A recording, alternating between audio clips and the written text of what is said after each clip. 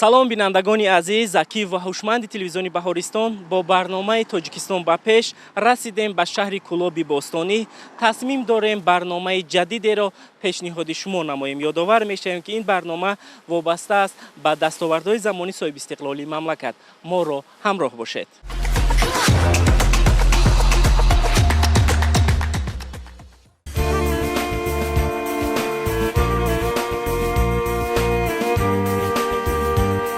дар зарфи 31 соли истиқлолияти давлатӣ бо ибтикори ҳукумати ҷумҳурии Тоҷикистон ва саҳми бевоситаи асосгузори сулҳу ваҳдати миллӣ, пешвои миллат, президенти ҷумҳурии Тоҷикистон муҳтарам Эмомалӣ Раҳмон тамоми шаҳру ноҳияҳои мамлакат ободу зебо гардида рушд намуданд. Шаҳри Кӯлоб аз зумраи он шаҳрҳое мебошад, ки дар ин давра бо такя ба халқи меҳнатдӯсту меҳнатқаринаш симои худро куллан тағйир дод. Ободиву гулгулшукуфӣ, бунёдкориву созандагӣ, такмили самтҳои мухталифи амалкунанда дар шаҳр, бунёду аз навсозии муассисаҳои томактабиву таълимӣ ва фарҳангиву варзишӣ аз самтҳое мебошад, ки дар ин давра марҳила ба марҳила рушд намуда бунёд карда шудааст.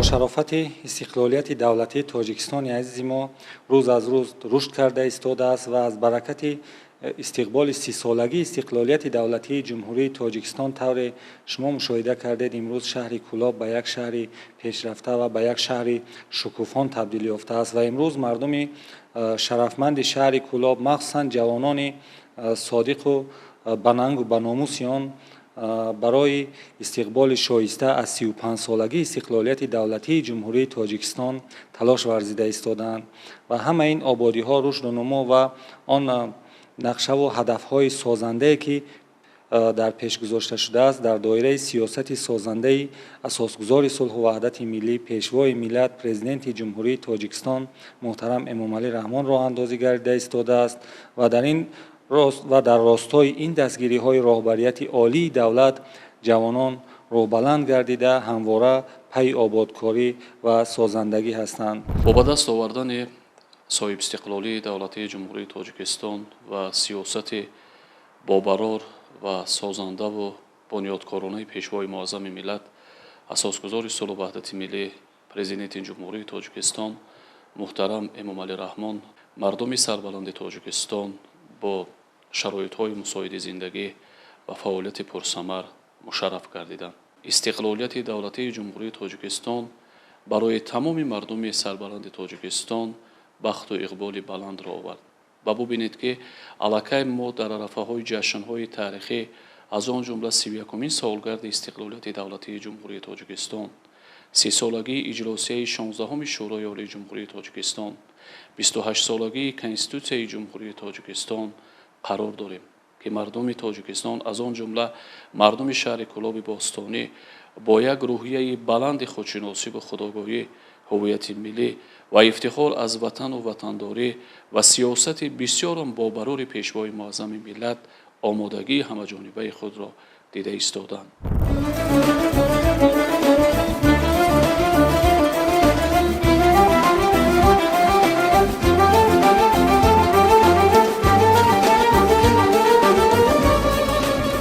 дар шаҳр ҷиҳати пешвоз гирифтани ҷашни 35-солагии истиқлолияти давлатӣ корҳои ободониву бунёдкорӣ ва созандагӣ бо маром идома дошта, бунёд, таъмир ва навсозии 462 иншооти гуногун пешбинӣ гардидааст.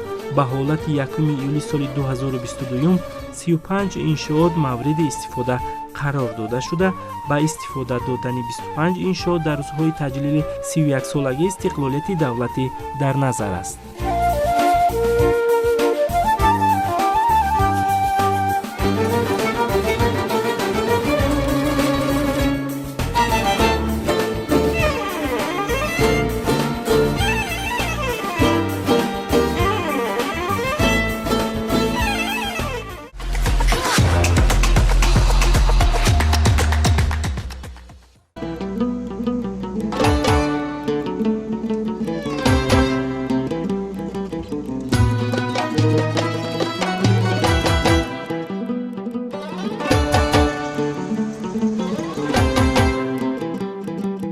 роҳҳои ободу зебо шаҳодат аз ободӣ ву зебогии маҳал медиҳад.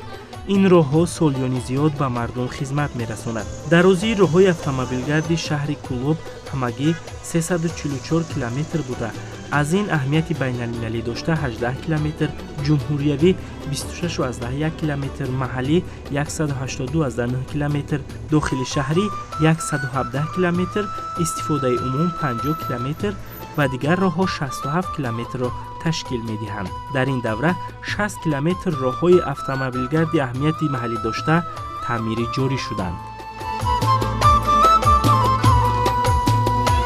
ман итминони боварӣ дорам, ки он ҳадафҳои стратегии давлату ҳукумати ҷумҳурии Тоҷикистон, он дастуру супоришҳои роҳбарияти олии сиёсии кишвар ҳамеша барои мо ҳамчун дарс, ҳамчун гӯем рӯи мизи кории мо ҳаст, ки тавониста бошем, ки худ бубинед, ки имрӯз паёми роҳбари давлат худаш як ҳуҷҷати сарнавиштсоз аст барои як соли оянда ва барои солҳои оянда, ки мо аз рӯи паёми пешвои муаззами миллат, аз рӯи он нақшаҳое, ки бахшида ба 35-солагии истиқлолияти давлатии ҷумҳурии Тоҷикистон роҳбарияти олии сиёсии кишвар пешниҳод карданд ва солҳои 2022-2026, ки солҳои рушди саноат дар паёми имсолаашон роҳбари давлат эълон доштанд ва мақомоти иҷроияи ҳокимияти давлатии шаҳри Кӯлоб соли 2022-ро соли роҳҳои обод эълон карданд, ки дар шароити кунунӣ имрӯз шаҳри Кӯлоби Бостонӣ ҷиҳати бозам раҳои аз бомбаси коммуникатсионӣ, ё ин ки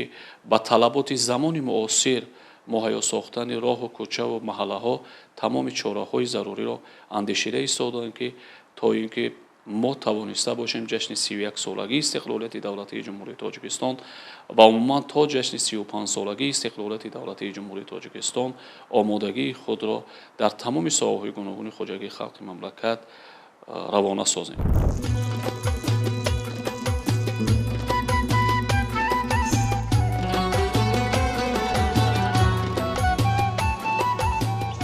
саноаткунонӣ бо суръати кишвар ҳадафи чоруми миллӣ ба шумор меравад. ба ин самт низ дар шаҳри Кӯлоб аҳамияти аввалин дараҷа дода мешавад. тӯли солҳои соҳибистиқлолӣ дар ҳудуди шаҳр даҳо корхонаҳои хурду бузург ва коргоҳҳои махсуси соҳавӣ ба фаъолият оғоз намуданд. ҷамъияти дорои масъулияташ маҳдуди тиллои сафед соли 2011 таъсис ёфтаасту то имрӯз фаъолият намуда истодааст. иқтидори солонаи коркарди ашёи хоми пахта 25-30 ҳазор тоннаро ташкил медиҳад. масъулин ва кормандон кӯшиш мекунанд, ки дар самти истеҳсоли тиллои сафед корро бо сифат анҷом расонанд. мо шоҳид ҳастем ҷавонони ҳамин замони истиқлолият, ки чор ҳадафи ҳукумати ҷумҳурии Тоҷикистон сол то сол рушд ёфта истодааст ва моро дар пеш зиндагии бозам аз ин шоиста интизор аст. тавре ки пешвои муаззами миллат муҳтарам Эмомалӣ Раҳмон ёдовар мешаванд ва зимни баромадҳояшон таъкид мекунанд, ки мо вазифадор ҳастем, ки барои ваҳдати миллӣ, сулҳу оромӣ, суботи сиёсӣ, созандагию бунёдкорӣ, рушди устувори иқтисодӣ ва расидан ба зиндагии шоистаи ҳар як сокини кишвар, ки вазифаи аввалин дараҷаи давлату ҳукумати ҷумҳурии Тоҷикистон мебошад, саъю талош намоем. ва ба ин васила имрӯз мақомоти иҷроияи ҳокимияти давлатии шаҳри Кӯлоб, роҳбарияти мақомот имрӯз тамоми масъулияти худро барои он равона карда истоданд, ки сиёсати пешгирифтаи пешвои муаззами миллат ва дастуру супоришҳое, ки дар паёми навбатиашон роҳбари давлат ва маҷлиси олии ҷумҳурии Тоҷикистон ироа доштанд, сармашқи фаъолияти худ карда бошем.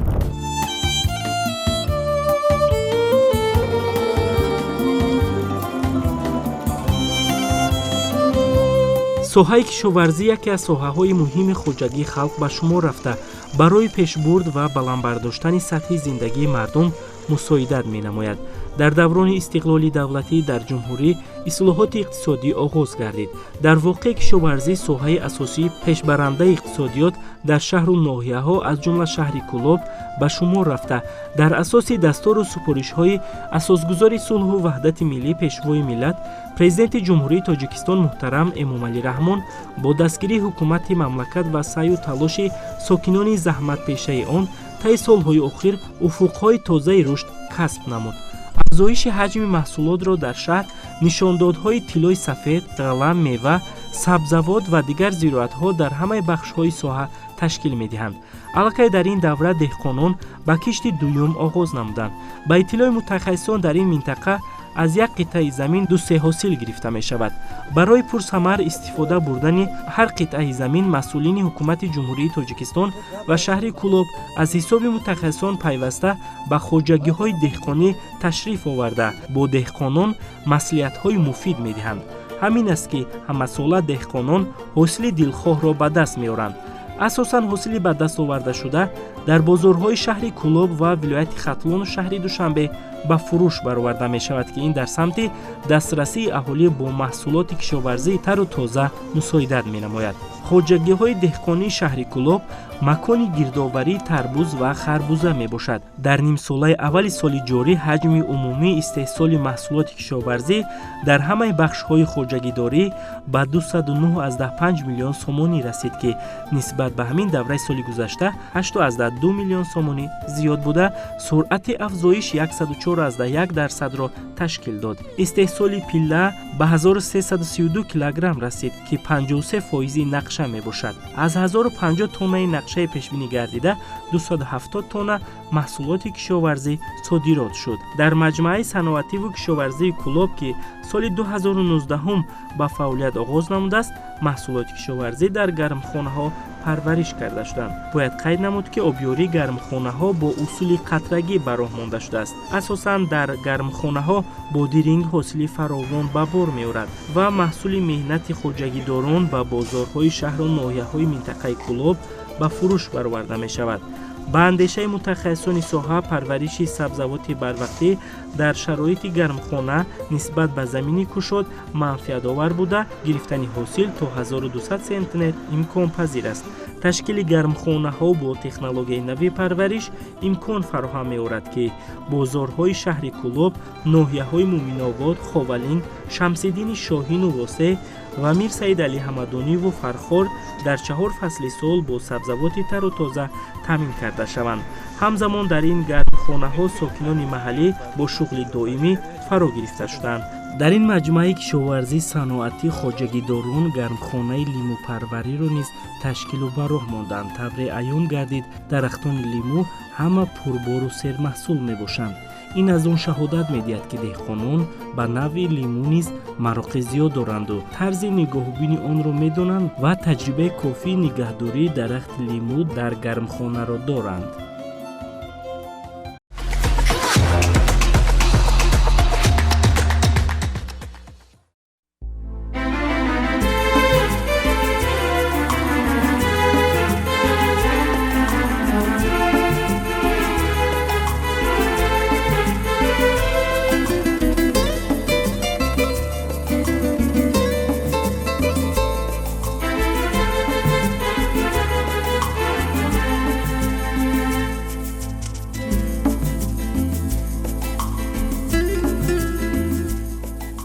معارف یکی از سمت‌های افضلیت‌ناک سیاست اجتماعی جمهوری تاجیکستان محسوب می‌یابد. پیشوای معظم ملت محترم امام علی رحمان به این ساحه حیاتاً مهم اهمیت اولین درجه داده. همه‌ساله برای بنیاد مؤسسه‌های تعلیمی، بناهای علاوگی، اینچنین مهیا نمودن شرایط مساعد برای دانش آموزی خوانندگان تدبیرهای ضروری را راه‌اندازی می‌نمایند. در شهر کولوب در برابر رشد دیگر ساحه‌ها همچنین رشد ساحه معارف و علم نیز به نظر می‌رسد. بنیاد از نوسازی و تأمین صنفخانه‌ها با اسباب‌های عیانی و تکنولوژی معاصر از سمت‌هایی میباشد که در دوران صاحب استقلالی مملکت به نظر گرفته شده حل خود را یافتند. در شهر کولوب 75 مؤسسه تعلیمی و تربیوی عمل میکند که از این 13 عددش مؤسسه‌های تا مکتبی میباشد. در دوران صاحب استقلالی کشور خصوصا در 10 ساله اخیر در شهر 32 بنای نو، 203 صنفخانه علاوگی در نزد مؤسسه‌های تعلیمی برای زیاده از 12480 جای نشست ساخته به استفاده داده شده است. انشاءات‌های جشنی شهر کولوب ва истиқболи 35-солагии истиқлолияти давлатӣ дар соҳаи маориф низ бешуморанд. дар асоси барномаи давлатии рушди муассисаҳои маорифи вилояти хатлон дар шаҳру деҳоти Кӯлоб сохтмони муассисаҳои таълимӣ дар маҳаллаи Абдушукур ва сохтмони муассисаи таълимӣ барои 320 ҷойи нишаст дар деҳаи Сангпари деҳоти Зиракӣ аз ҳисоби маблағҳои мутамарказ ва сохтмони муассисаи таълимӣ барои 240 ҷойи нишаст дар деҳаи Гулистони деҳаи Зарбдоғ идома дорад. ҳамзамон дар доираи амалигардонии лоиҳаи муштарак бо шарикони рушд дар шаҳру деҳоти Кӯлоб сохтмони биноҳои иловагӣ дар 7 муассисаи таълимӣ таълимгоҳҳои рақамҳои 13, 14, 21, 28, 36, 42 ва 49 барои 1680 ҷойи нишаст оғоз гардида корҳои сохтмонӣ идома доранд. сохтмони муассисаи томактабӣ дар назди муассисаи таҳсилоти миёнаи умумӣ рақами 50 низ оғоз гардида корҳои сохтмонӣ дар ҷараёнанд. аз ҷумла сохтмони бинои таълимии таълимгоҳи рақами 42 шаҳр барои 240 ҷойи нишаст бунёд мегардад. корҳои сохтмонӣ моҳи марти соли равон оғоз гардидааст то ҳамин моҳи соли 2023 дар назар аст анҷом ёбад. ин бино ду ошона бунёд шуда дорои кабинетҳои фанӣ мебошад. масъулин ният доранд бинои таълимиро бо оби гарм низ таъмин кунанд. ба зинаи томактабӣ низ дар шаҳри Кӯлоб аҳамияти махсус дода мешавад. то имрӯз дар муассисаҳои томактабӣ 1316 нафар кӯдак ба таълиму тарбия фаро гирифта шуданд. илова бар ин 51 гурӯҳи маркази рушди барвақтии кӯдак дар назди муассисаҳои таълимӣ 1057 кӯдакро фарогири таълиму тарбия мебошад. муассисаи томактабӣ рақами дуюми шаҳр ки соли 1950 таъсис ёфтааст дар даврони соҳиби истиқлолӣ соли 2016 аз таъмир бароварда шудаасту имрӯз 150 кӯдак дар 6 гурӯҳ таълиму тарбия гирифта ба мактаб омода карда мешаванд.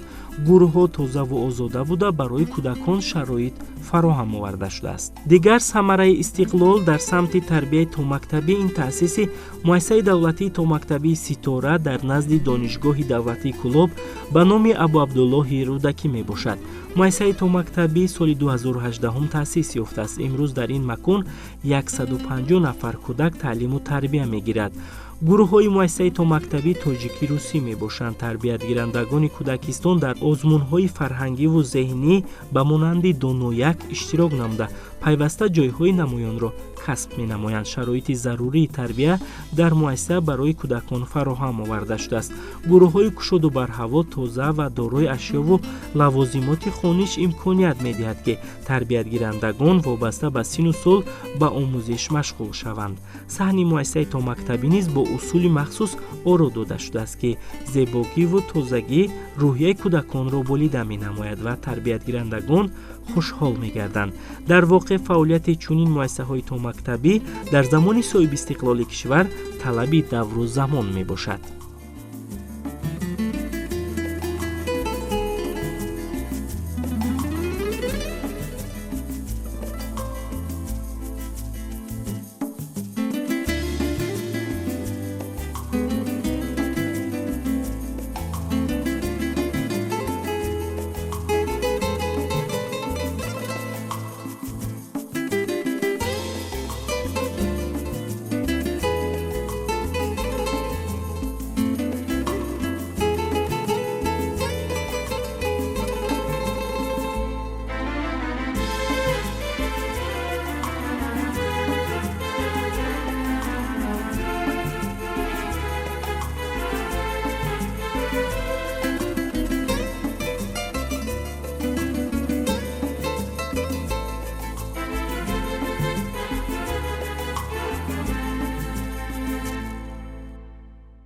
кӯдакон ояндаи миллатанд. миллати солим пойгарии давлат аст.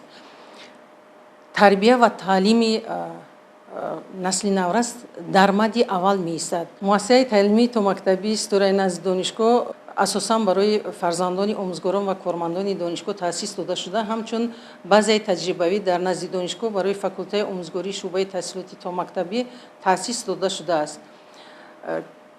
кӯдакистон дар 5 гурӯҳ фаъолият намуда, як гурӯҳ ба забони русӣ ва 4 гурӯҳи дигар ба забони тоҷикӣ фаъолият намуда истодааст. ватан шавад шароғон, эмом али ирамон, авлоди оли сомон, дар ақлу дар закоҳат, рашқи саори ҷаҳон. эмом али ирамон, фарзанди тоҷикистон, роҳи ҳаё сохтӣ бар кӯлобу бадахшон.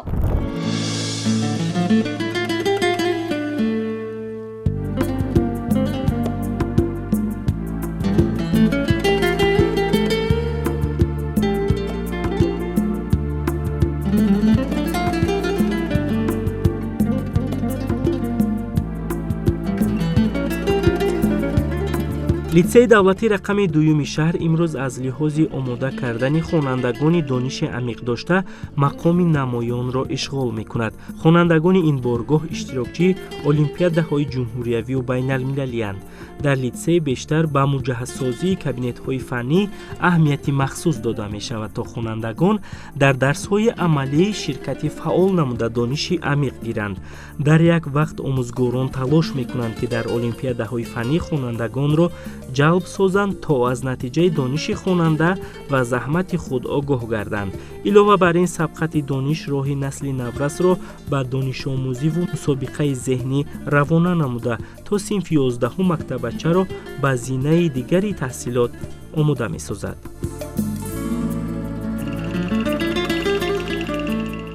имрӯз дар сатҳи вилояти хатлон 48 намуди мактабҳои типи нав, 3 мактаби президентӣ, 25 гимназия ва 20 литсейҳои давлатӣ амал мекунанд, ки натиҷагирии онҳо дар сатҳи ҷумҳуриявӣ ниҳоят бузург аст.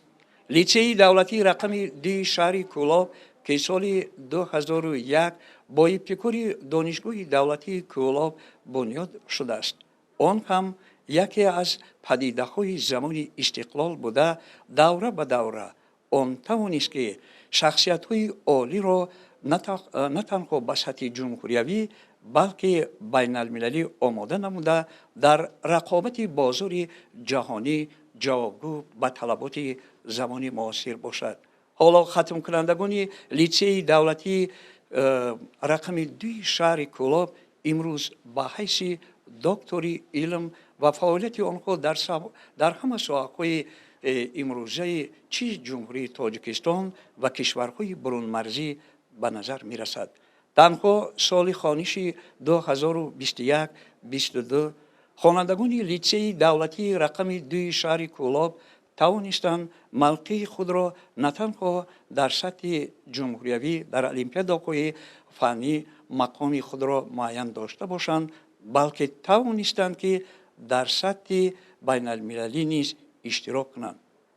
соли сипарӣ гардида 19 нафар хонандаи литсеи давлатии рақами 2 шаҳри Кӯлоб танҳо дар олимпиадаҳои байналмилалӣ муваффақ шуда ба гирифтани ҷойҳои 1, 2 ва 3 ва ифтихорӣ сазовор гардида, аз фанҳои таълимӣ дар сатҳи ҷумҳуриявӣ бошад бо 5 нишондоди беҳтарин ва дар сатҳи вилоятӣ бошад бо 16 медал тавонистанд мавқеи муассисаи типи навро, ки яке аз падидаҳои замони муосир аст, боз ҳам авволтару фаъолтар гардонда бошад.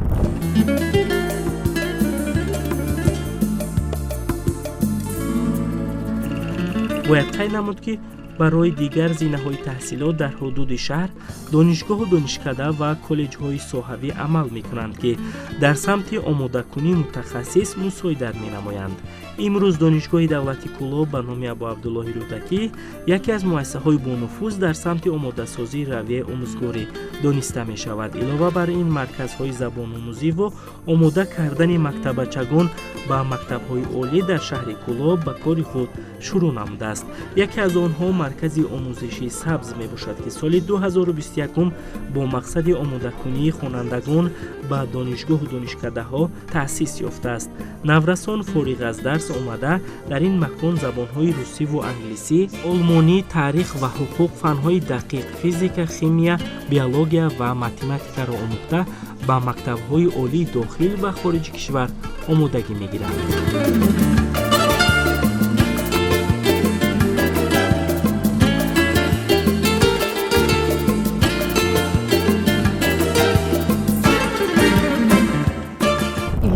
Тоҷикистони соҳиби истиқлоли мо чигуна шароитҳои хуби илмомӯзӣ баҳри ҷавонони имрӯза фароҳам гардидааст, ки аз он ҷумла оидиян ҳамин эълон гардидани рушди илмҳои дақиқ дар асоси дастури роҳбари давлат ҳамсоли инҳо аксарият муассисаҳои таълимӣ ба шароити хуби илмомӯзӣ фароҳам гардиданд. Аз он ҷумла дар асоси ҳамин шароитҳои хуб гардида имрӯз маркази омӯзишии сабз низ фаъолият дорад, тӯли 2 сол аст. Дар давоми ин фаъолияти худ хонандагони зиёде дар баробари дар мактабҳо таҳсил намуданд. Дар ин маркази мо омӯзиши илм намуда истодаанд, ки имрӯз хонандагон хатмкардагони марказ боиси ифтихори мо мебошад, ки дар донишгоҳи бо нуфузи кишвар берун аз он аллакай ҳамчун номи пуршарафи донишҷӯро сазовор гарданд, таҳсили илм доранд ва омӯзгорони марказ кӯшиш ба харҷ медиҳанд, ки методҳои соддаву соддатаринро барои хонандагон, барои довталабон истифода баранд ва дар баробари ин аёният бештар гузаронида мешавад ва усулу тарзи бештар ба хонанда фаҳмо будани ҳамин мавзӯи дарсдиҳандара истифода мебаранд.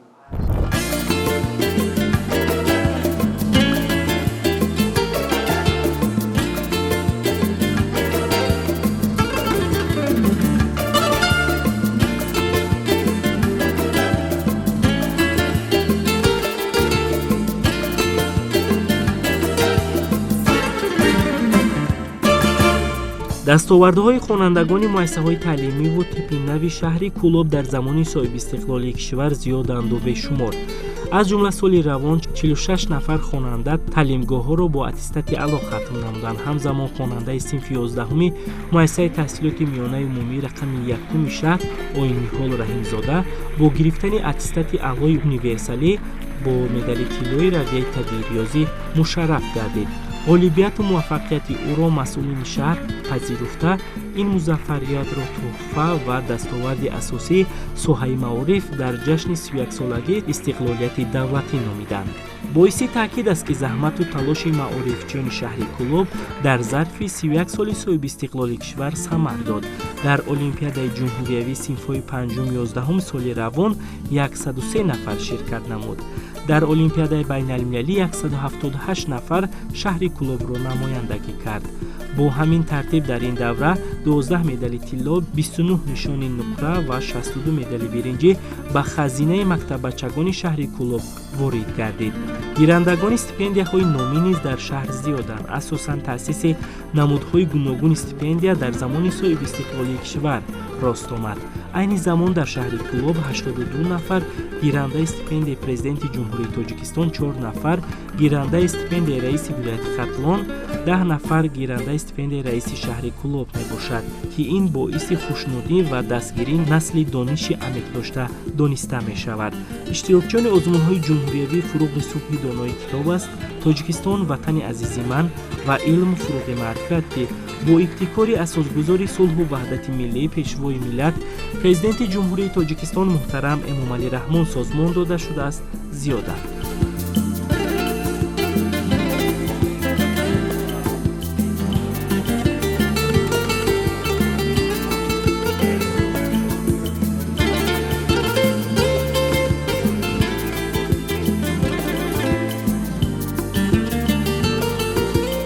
дар озмуни Тоҷикистон ватани азизи ман 3 соли охир ҷавонони шаҳри Кӯлоб дар байни вилояти Хатлон сазовори дар сатҳи вилояти Хатлон аз рӯи натиҷаҳои ҷумҳуриявӣ дар ҷои аввал ҳастанд ва дар дигар озмунҳо низ фуруғи субҳи донои китоб аст.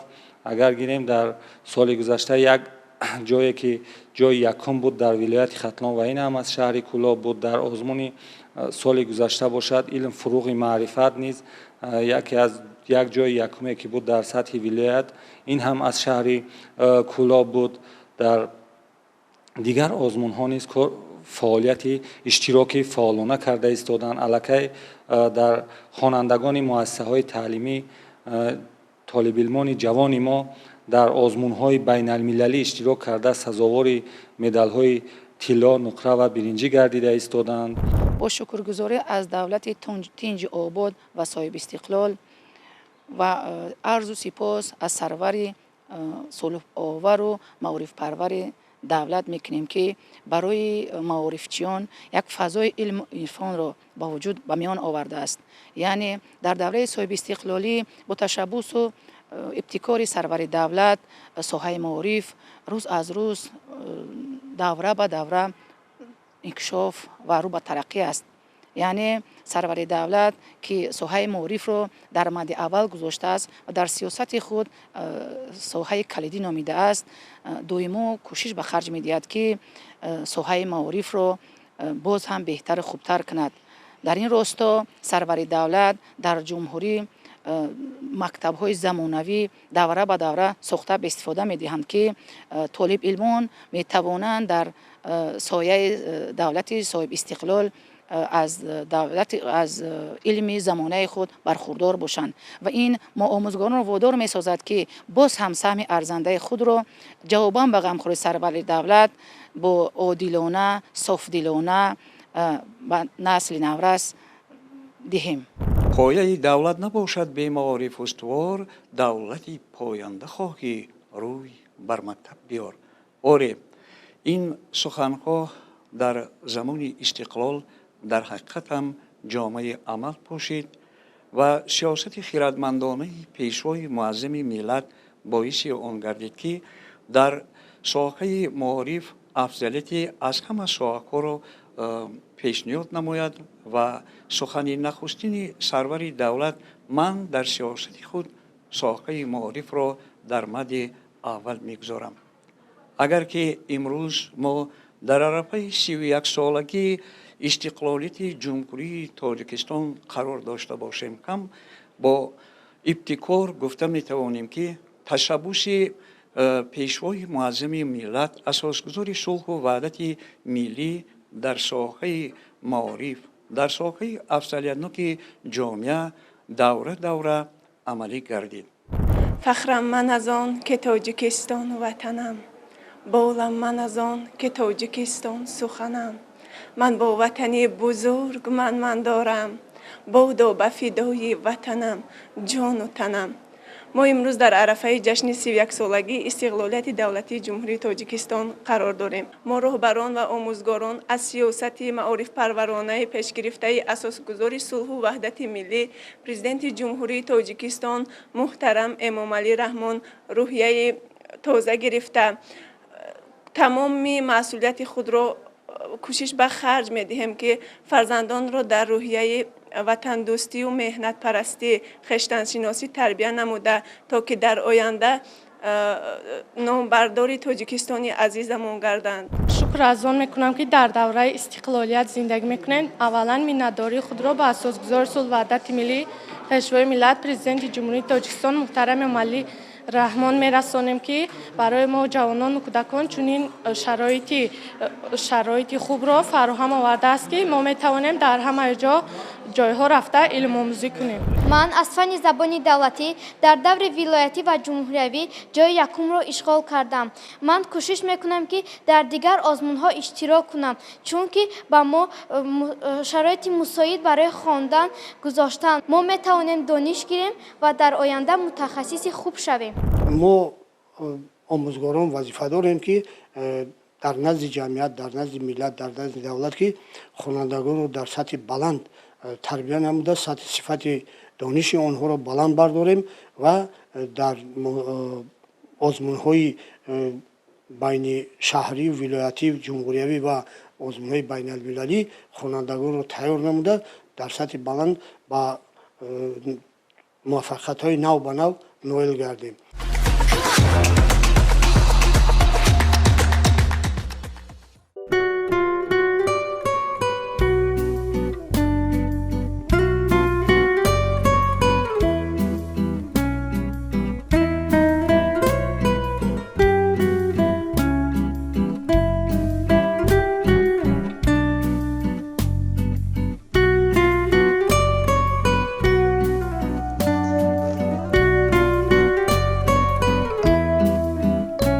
солимии аҳолӣ ҳамеша дар мадди назари давлату ҳукумат қарор дорад. дар ин доира муосиртарин муассисаҳои тандурустӣ бунёд гардида бо технологияи навини соҳа таъмин карда шуданд. ҳамакнун дастгоҳҳои замонавӣ барои табобати саривақтии сокинон равона карда мешавад.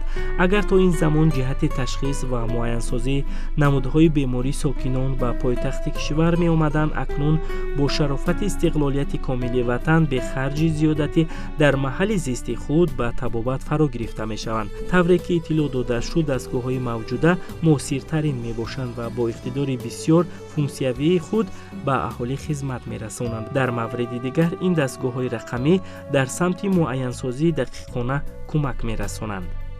маркази минтақавии перинаталӣ дар шаҳри Кӯлоб дар мамлакат нахустин буда дар минтақа назир надорад. ин муассисаи тандурустӣ соли 2019 бо иштироки пешвои миллат мавриди баҳрабардорӣ қарор гирифтааст. маркази минтақавии перинаталӣ дар шаҳри Кӯлоб бо дастгирии ҳукумати ҷумҳурии Тоҷикистон дар доираи татбиқи барномаи ҳифзи солимии модар ва кӯдак ва ёрии таъҷилӣ бунёд гардидааст. маркази минтақавии перинаталӣ дар шаҳри Кӯлоб ҳамчун муассисаи таваллудии зинаи сеюм ба шумор рафта ба меъёрҳои байналмилалӣ аз ҷумла ба талаботи Созмони умумии ҷаҳонии тандурустӣ ҷавобгӯ мебошад. иншооти мазкур дар назди беморхонаи вилоятӣ бунёд гардида аз 3 ошёна иборат аст. муассисаи тандурустӣ дорои шуъбаҳои қабул, бахши кӯмаки фаврӣ, шуъбаи машваратию ташхисӣ, шуъбаи аворизаҳои ҳомиладорӣ, шуъбаи бемориҳои занона, шуъбаи таваллуд, шуъбаи модар ва кӯдак, шуъбаи табобати интенсивӣ ва эҳёгарии навзодон, шуъбаи бемориҳои навзодон, шуъбаи ҷарроҳии навзодон, шуъбаи соматикии 1 ва 2 кӯдакона, бахши озмоишӣ ва азхудкунии малакаҳои касбӣ буда ба аҳолии 11 шаҳру ноҳияҳои минтақаи Кӯлоби вилояти Хатлон хизмати баланди тиббӣ мерасонад. дар маркази минтақавии перинаталӣ дар шаҳри Кӯлоб таҷҳизоти муосири тиббӣ насб гардидааст, ки барои солимии модар ва кӯдак шурӯъ аз давраи ҳомиладорӣ то таваллуд ва баъд аз таваллуд пешбинӣ шудааст. таҷҳизоти муосири тиббӣ иборат аз рентгени рақамӣ, дастгоҳҳои ташхиси ултрасадо, таҷҳизот ва асбобҳои ҷарроҳӣ, дастгоҳҳои беҳушкунии нафасдиҳӣ ва дигар таҷҳизоти ҳозиразамон мебошанд. маркази мазкур дорои 106 кати хоб ва 225 утоқи кориву ҳуҷраҳои беморон аст ва дар он иншооти ёрирасон аз ҷумла ошхона, системаи берунаи барқ, шабакаи обрасонӣ бунёд гардидааст. бо мавриди истифода қарор гирифтани маркази минтақавии перинаталӣ дар шаҳри Кӯлоб хизматрасонии сатҳи баланди тиббӣ ба модар ва кӯдак расонида шуда дар самти ҳифзи солимии модар ва кӯдак шароити зарурӣ фароҳам гардидааст.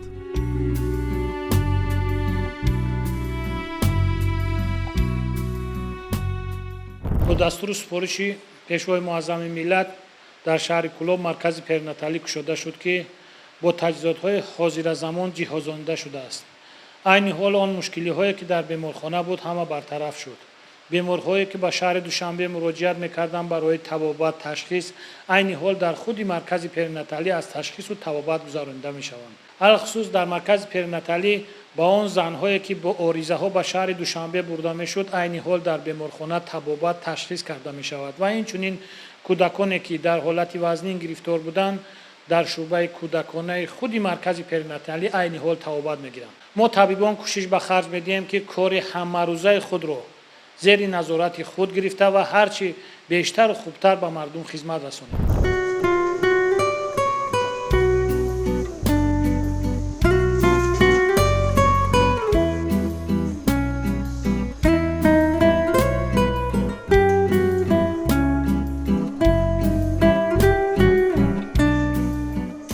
марказҳои солимии ҳамарӯза ба аҳолӣ хизмат расонида ба солимии ҷомеа аҳамияти махсус медиҳанд. маркази саломатии шаҳрӣ рақами 2 аз шуъбаҳои ҷарроҳӣ, таҳлилӣ, амрози даруна ва шуъбаи кӯдакона иборат мебошад.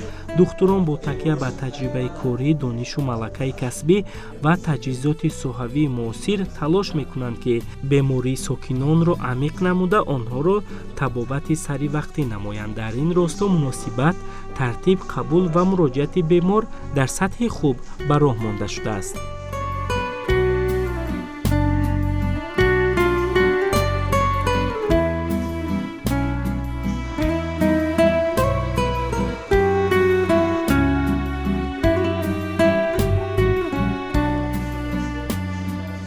маркази ёрии таъҷилии тиббии шаҳри Кӯлоб дар ду шуъбаи худ ҷарроҳии калонсолон ва ёрии таъҷилӣ мутахассисони варзидаи соҳаи тиббро фаро гирифтааст, то дар дилхоҳ вақт кӯмаки тиббӣ ба аҳолӣ расонида шавад. имрӯз нақлиёти ёрии таъҷилӣ ҳама дар ҳолати хуби кориянду шабонарӯзӣ дар фаъолиятанд. гузашта аз ин масъулини марказ дар самти дастраскунии таҷҳизоти соҳа тадбирҳои махсус андешида, беҳтарин дастгоҳҳои соҳаи тандурустиро ки ҳамарӯза дар истеҳсолот истифода бурда мешаванд, дар марказ муҳайё намуданд. чунин шароиту имконияти даврони соҳибистиқлолӣ имконият медиҳад, ки дар минтақа соҳаи тандурустӣ рушд намояду сокинон бе саргардониҳои зиёдатӣ дар маҳалли худ ба табобат фаро гирифта шаванд.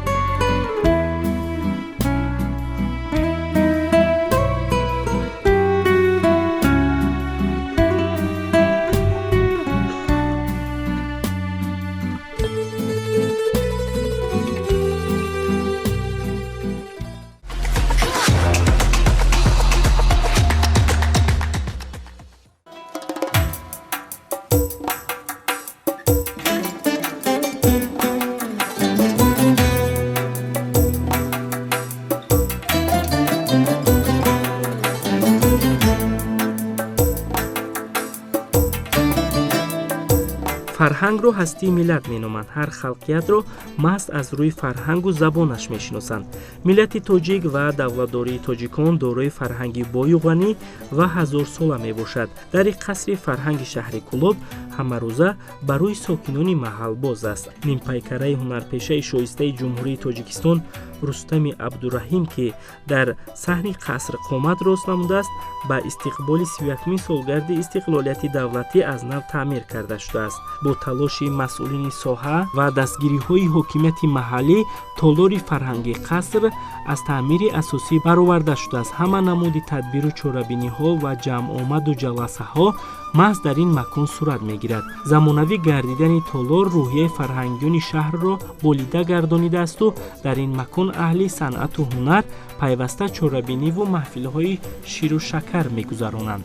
дастаҳои ҳунарии бахши фарҳанги шаҳр доимо пайи тамрин ва эҷоди нав ҳастанд. эҷодкорон аз қабили навозандагону сарояндагон ва оҳангсозон кӯшиш мекунанд вобаста ба иду ҷашнҳои милливу мардумӣ ва ҷаҳонишуда композитсияи адабӣ омода созанд, то таъби ҳозирин болида гардад. чунин тамринҳо кормандони бахши фарҳангро ҳамарӯза ба ин макон меорад. ҳамакуни саҳми фарҳангиён дар омодасозии довталабони озмуни ҷумҳуриявии Тоҷикистон ватани азизи ман назаррас аст.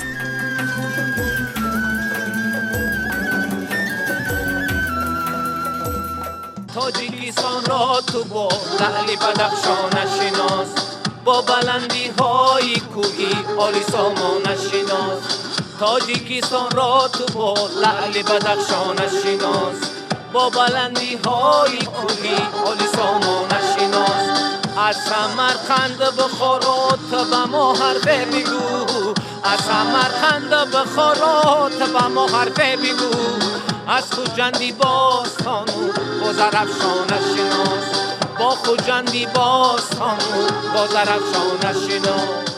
در دوره 31 سال استقلالیت در ساحه فرهنگ خیلی هم پیشروی ها به نظر می رسد و ما اهل فرهنگ شهر کولاب توانستیم که در این دوره چی در تعمیر و ساختمان و چی در تشکیل آزمون و چوربینی های سیاسی و فرهنگی و همزمان در یعنی که آزمون هایی که به واسطه در اساس امرهای داخلدار پرزیدنت جمهوری تاجیکستان یعنی که قبول گردیدن کار و فعالیت داریم و مخصوصا در شهر باستانی کولاب عین حال 50 مؤسسه فرهنگی از جمله یک کتابخانه مرکزی با 23 فیلیال کتابخانه، 20 مؤسسه های کلوبی یعنی قصر و خانه های فرهنگ و کلوب ها و همزمان باغ فرهنگی و فراغتی و آثارخانه هنرمندان، اینچنین 3-4 مکتب بچگانه موسیقی و رسامی فعالیت دارد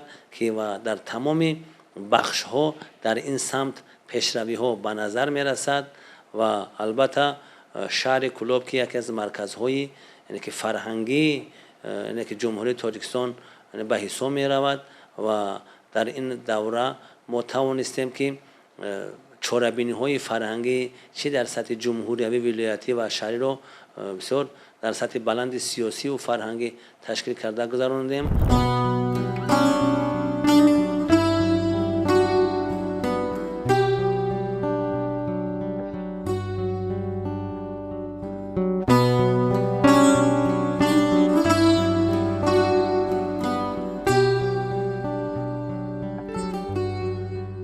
کتابخانه مرکزی شهر دارای 87399 ادبیات بدیعی و علمی و عمومی میباشد.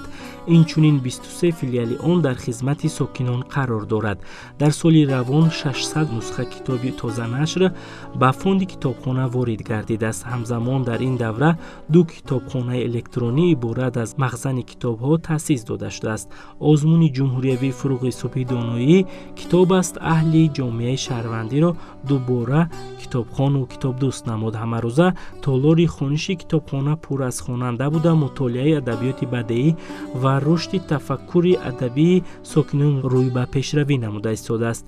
مسئولین میگویند که آزمون سطح بلند امکانیت داد تا ادبیات تازه نشر بدیعی باز به کتابخانه وارد کرده شود.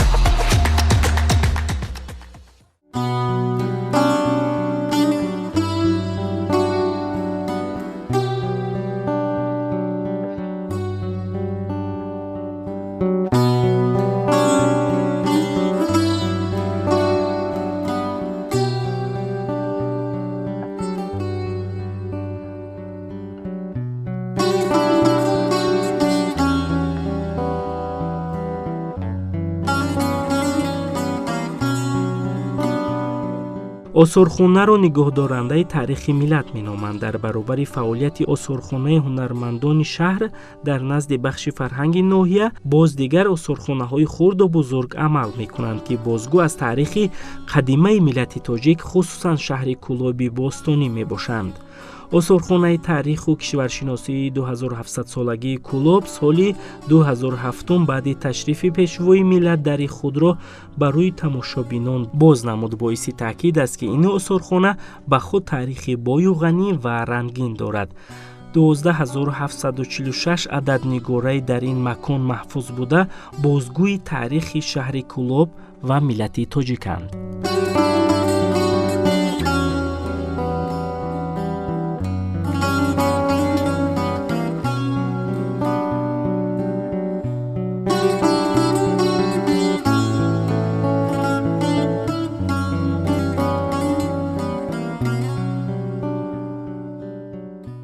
در آثارخانه 2700 سالگی کلاب در تالار تاریخ و باستانشناسی عبارت از 2 تالار است. تالار اول و تالار دوم.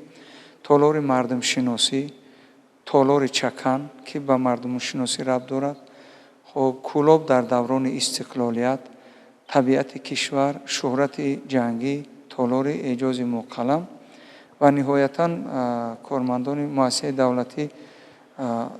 دولتی مجتمع جمهوری آثارخانه کلاب تصمیم گرفتیم که تا روزهای تجلیل از جشن 35مین سالگرد استقلالیت دولتی یک تالار نوبتی تحت عنوان پرزیدنت ما پیشنهاد یا پیشکشی تماشابینان کنیم. مثلا در این آثارخانه اصلا چون که از گفته های بالای ما معلوم می شود آن چیزی که به تاریخ و مردم شناسی اتنوگرافی این مردم یعنی مردم کلاب مردم تاجیک وابستگی دارد در این آثارخانه پیشنهاد و به معرض تماشابینان پیشنهاد شدند. در ولایت ختلان بیش از 3000 یادگاری های تاریخی و فرهنگی موجود هستند و ما در تالار اول کوشش کردیم که نسبت همون یادگاری های برخی از یادگاری هایی که در منطقه کلاب ولایت ختلان هستند وجودیت دارند درباره این یادگاری ها معلومات و تماشابینان پیشنهاد کنیم و با مقصد این اکاسی انمون برکات استقلالیت و دستاوردهای استقلالیت دولتی ما در آثارخانه‌مون як гӯшаи як толори алоҳидае кардем бо номи истиқлолияти давлатӣ ва кӯлоб. бибинем шаҳри кӯлобам истисно аз он маконҳо аз он шаҳру навоҳие ки пешрафта истисно нест, зеро ки дар давраи истиқлолият шаҳри кӯлобам ба яке аз шаҳрҳои тараққикарда табдил ёфт. кӯлоб аз солҳои 30 агар бигирем ҳамчун шаҳр эътироф шудааст ва аз ҳамун давра оҳиста оҳиста дар бораи устодоне ки дар мактабҳои таҳсилоти умумӣ дар донишкадаву донишгоҳ коллеҷҳои шаҳри кӯлоб фаъолият доранд, роҷеъ ба ворисони сино, духтурхонаҳо, ҳанун иншоотҳо, ободиҳое ки дар давраи истиқлолият дар кӯлоб масалан ба амал омаданд, онҳоро мо ба пешниҳод кардем.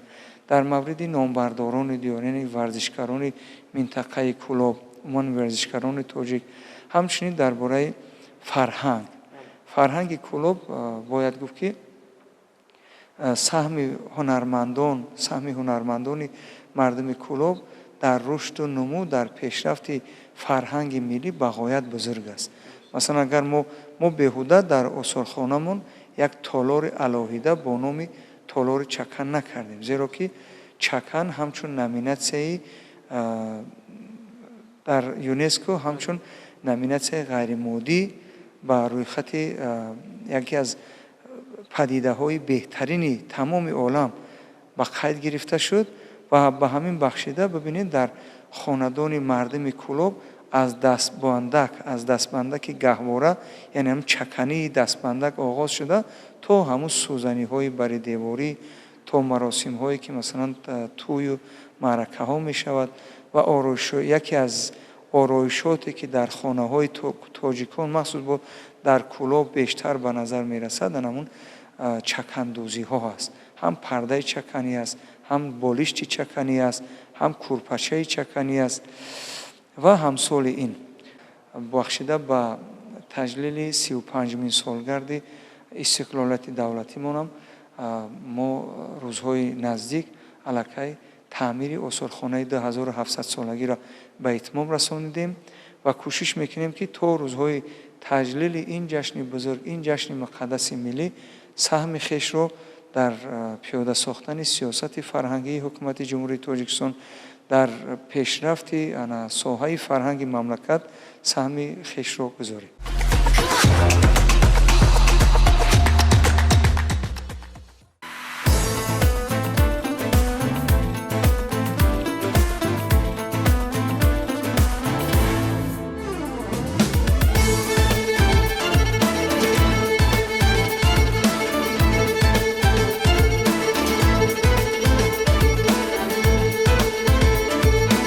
дар воқеъ дар замони соҳибистиқлолии мамлакат мавзеъҳои сайёҳии шаҳри кӯлоб ба худ дилбохтагони бешумор пайдо намуданд, зеро табиати ин диёр зебову назаррабо, обу ҳавои софу мусаффояш ба кас рӯҳу илҳоми тоза мебахшад. дар ҳудуди шаҳр 19 меҳмонхонаи замонавӣ, 7 мавзеи сайёҳӣ, 3 мағозаи фурӯши армуғонҳо, 4 чойхона, 5 зиёратгоҳ ва 1 хонаи сайёҳон мавҷуд мебошад. теъдоди сайёҳони хориҷӣ ба шаҳр ворид шуда дар соли 2022 414 ва сайёҳони дохилӣ 48473 нафарро ташкил медиҳад.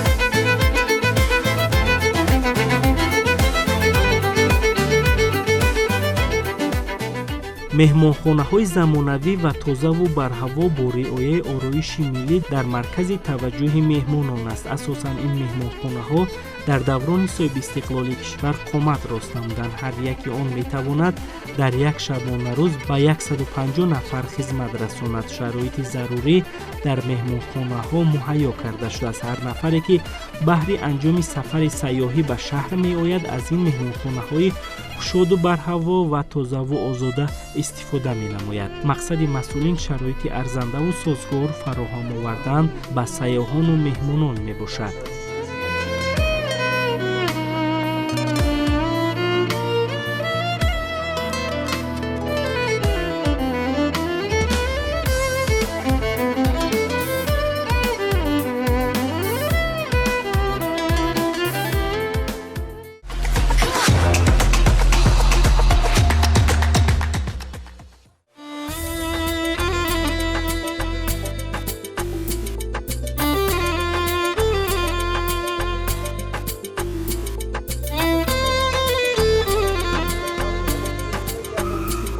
оромгоҳи шоир ва мутафаккир Мир Саид Али Ҳамадонӣ ҳамчун шахсияти таърихии миллати тоҷик дар маркази шаҳри Кӯлоб мавқеъ гирифта, ҳамарӯза аз он бисёр сайёҳони дохиливу хориҷӣ дидан ва зиёрат мекунанд. Атрофи оромгоҳ ободу зебо ва назарраво ба чашм расида, бо риояи суннату анъанаҳои хоси миллӣ оро ёфтааст. ин раванд имконият медиҳад ки ҳангоми ташрифу боздид сайёҳону меҳмонон аз ин ҷо аз худ таассуроти нек боқӣ гузоранд. нишастгоҳҳо ва гулгашту хиёбонҳои боғ ба худ шаҳомати хоса доранд, ки бо ворид шудан ба ин макон рӯҳияи инсон болида мегардад.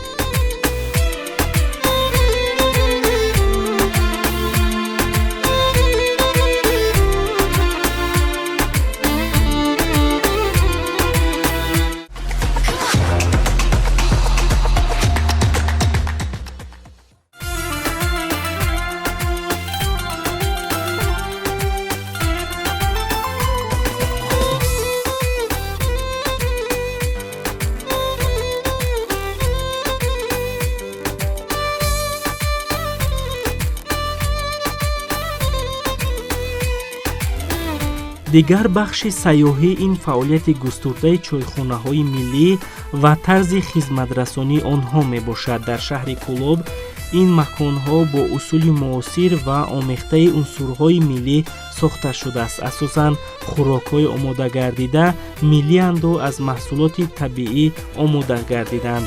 ин бахши сайёҳӣ низ ба худ санъати махсус дорад ва ба ин равия низ меҳмонону сайёҳон аҳамияти ҷиддӣ медиҳанд. аз ин рӯ масъулин кӯшиш мекунанд ки хӯроку хӯришҳои тоҷиконаро бо таъму маззаи махсус омода созанд.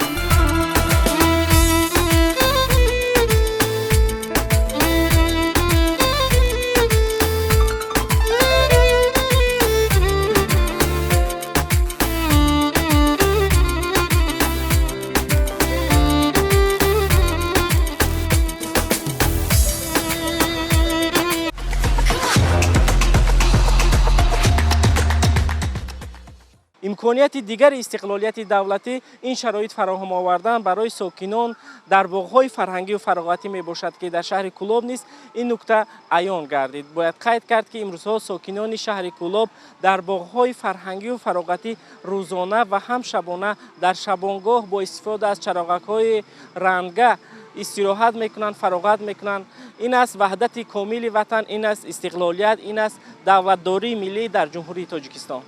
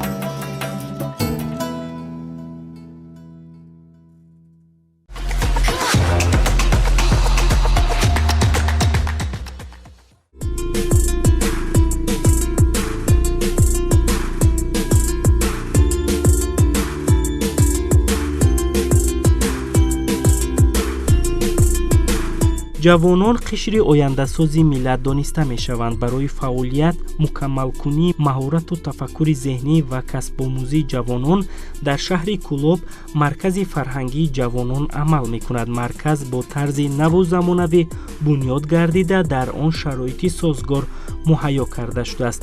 Толори хуштарҳу зебо барои 230 ҷой нишаст дар хизмати ҷавонон ва аҳли зиёи шаҳр аст. Дар ин макон тадбиру чорабиниҳои оммавӣ илмӣ, фарҳангиву зеҳнӣ гузаронида мешавад.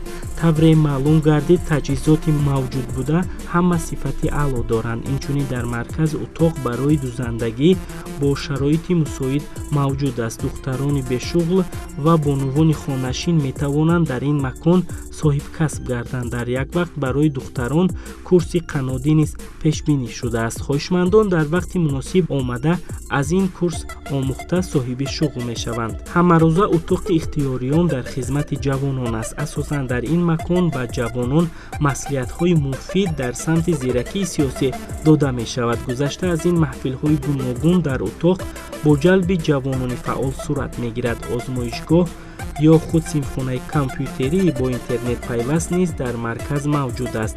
курсҳои омӯзиши ройгон аз ҷониби кормандони бахши кор бо ҷавонон ва варзиш ташкилу роҳандозӣ карда мешавад. ин ҳама баҳри он аст ки насли имрӯзи мо ҳамчун ҷавонони ояндасоз ба камол расида ҷомеаи кишварро муаррифӣ кунанд ва зиндагии шоиста дошта бошанд.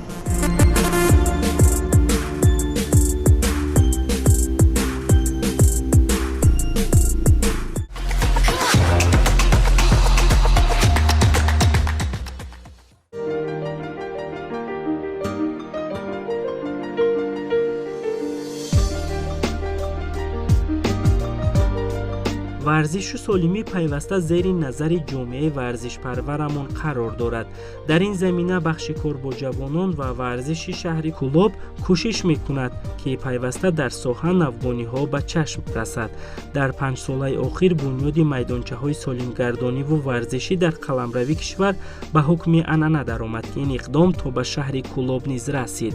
ҳамакнун дастпарварони муассисаи давлатии мактаби варзишии кӯдакону наврасони шаҳр кӯшиш мекунанд ин майдончаҳои солимгардониву варзишӣ пурсамар истифода бурда шаванд. асосан дар назди муассисаи давлатии мактаби варзишии кӯдакону наврасони шаҳр 14 намуди варзиш бар роҳ монда шудааст ки 4560 нафар кӯдаку наврас ба тамрин фаро гирифта шудааст. дар муассисаи варзишии мазкур 6 дастаи футболбозон амал мекунад. наврасони сину соли 12 сола, 16 сола, 18 сола, духтарони 17 сола ва бонувони аз 18 сола боло. тавре ки иттилоъ дода шуд, варзишгарони намуди футбол аллакай иштирокчӣ ва ғолибони марҳилаҳои ноҳиявию шаҳрӣ, минтақавӣ ва ҷумҳуриявианд.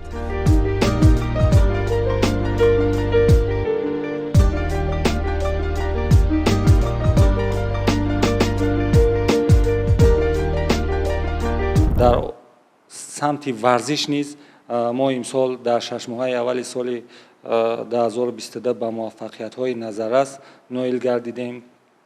як медали тилло дар сатҳи мусобиқаҳои байналмилалӣ ва як медали нуқра дар сатҳи мусобиқаҳои байналмилалӣ ба даст омад ки аллакай ду роҳхат, яке аз гӯштини юнонӣ румӣ ва яке аз намуди варзиши бокс аз сатҳи озмунҳои осиё ва байналмилалӣ ба сатҳи озмунҳои ҷаҳонӣ роҳхат мегиранд ва ҳама ин роҳхатҳо, ҳама ин дастовардҳо боиси ифтихор аст. дастаи равшани Кӯлоб ба муваффақиятҳои назаррас дар лигаи чемпионҳо бозӣ карда истодааст ва умуман ҷавонони шаҳри Кӯлоб ба варзиш бисёр шавқи беандоза доранд. ба футбол, ба бокс, ба гӯштин бисёр бо завқу шавқ рафта истоданд ва аз ҷониби мақомоти иҷроии ҳокимияти давлатии шаҳри Кӯлоб барои оммавияти варзиш ҷадвали мусобиқаҳои деҳа ба деҳа, маҳалла ба маҳалла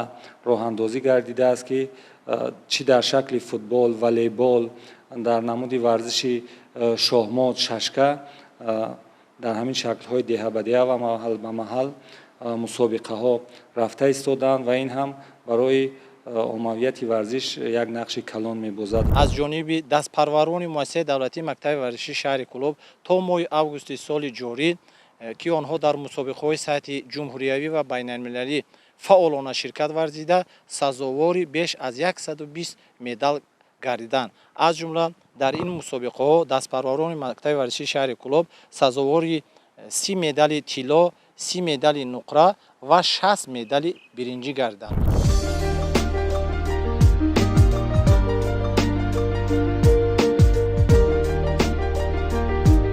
тамринҳои футболбозон ҳамарӯза дар майдонҳои футбол сурат мегирад. мураббиён кӯшиш мекунанд ҳар гурӯҳро вобаста ба сину сол омӯзиш диҳанд. боиси таъкид аст ки дар шаҳри кӯлоб 175 майдону толори варзишӣ ва як варзишгоҳи марказӣ амал мекунад ки ҳар яки он ба худ дилбохтагони варзиш дорад.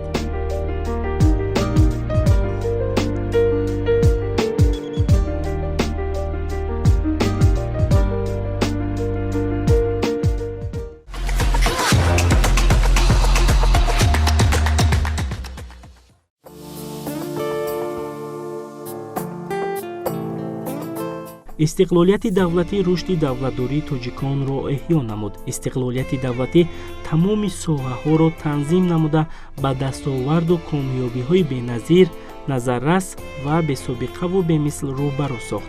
استقلالیت دولتی در 31 سالش تاجیکستان را آباد و زیبا و گلگل شکوفا نمود که در راه پرپیچ‌وتاب این دولتداری سهمی بی‌واسطه اساسگذار صلح و وحدت ملی پیشوای ملت پرزیدنت جمهوری تاجیکستان محترم امامعلی رحمان و ساکنان مهنت‌دوست و با فرهنگ و تمدن آفر ملت تاجیک نظررس است.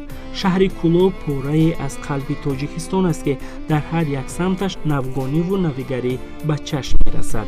گردآورده ما خوشه بود از باغ پربار و سرمحصول و پرفیض شهر کولوب.